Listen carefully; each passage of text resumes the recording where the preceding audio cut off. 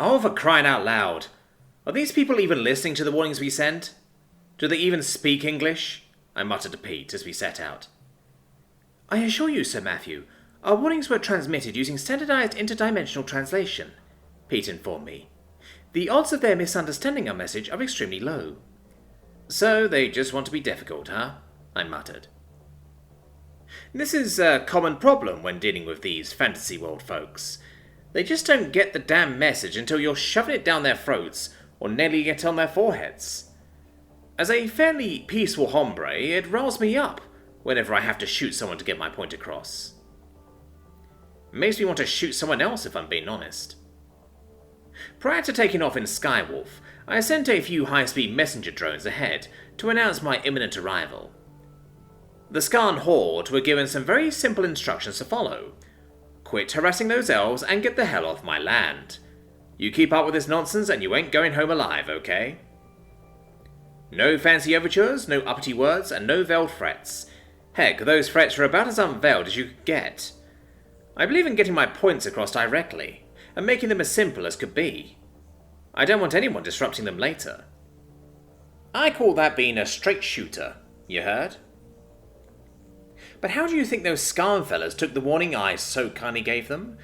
They just growled and shot arrows at my drones, and you know what? That pissed me off. That pissed me off real bad. Now, the Lord knows I'm not a perfect man, and I've got quite a few flaws of my own to deal with, but over the last couple of months I've grown deeply attached to my drones. I have a fondness for them that I think is comparable to a beekeeper who collects honey from his personal hive. They each had their own function, considerable artificial intelligence, and a kind of life of their own. I liked the little guys. And these messenger drones? They didn't even have any weaponry installed. They were perfectly harmless and used mainly for the purpose of making peaceful contact with the locals on this unforgiving hellhole of a planet. So if these guys thought I was going to take their pot shots at my little buddies lying down, well, they better change their name to Judas Priest because they got another thing coming. When we came upon the site of the attack, what greeted our eyes was nothing less than a siege.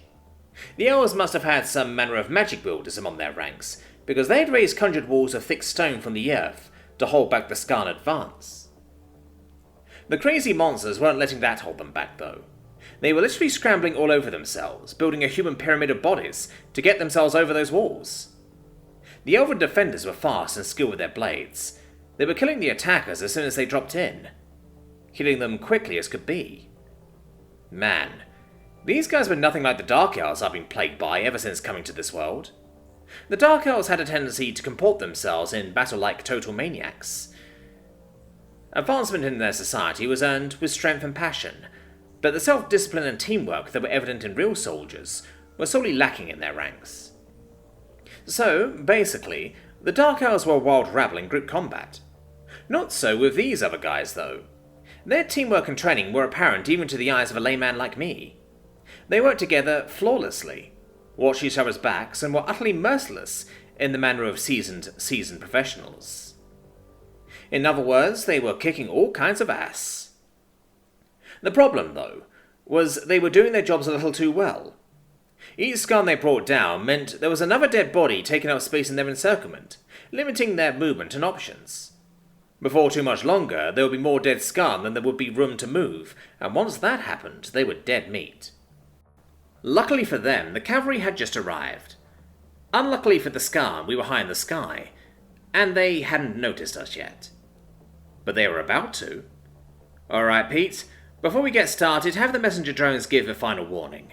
And once they ignore it, like I already know they will, start my music. As you wish, Sir Matthew, Pete replied. May I recommend Richard Wagner's Ride of the Valkyries? Hell no, I said immediately. Pete, that's wrestling music. We're professionals.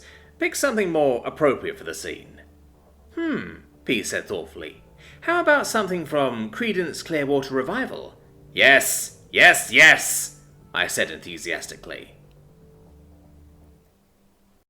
They keep coming, Lady Aradeth, cried out one of the noble women's faithful retainers, as the Skarn continued their relentless attack. Give no quarter, Aradeth replied, with a calmness she didn't feel. If this is our last fight, we'll go to our deaths honouring our ancestors with the blood of our foes. For the Star Eternal, cried another brave warrior. For the homelands! Aradef shouted, as her enchanted blade, Brightbane, took the head of another Skarn fiend. Her heart swelled with both love for her brave soldiers and sorrow that she had led them to their doom. There had only been a small chance the risk she was taking would pay off. Her father had angrily forbidden her to make this pilgrimage, deep into the lands of their twisted dark elf cousins, but the plight of their kingdom was too great to ignore. When rumours had reached her ears that a fabled Forge Knight had appeared in their world for the first time in thousands of years, she knew she had to find out for herself.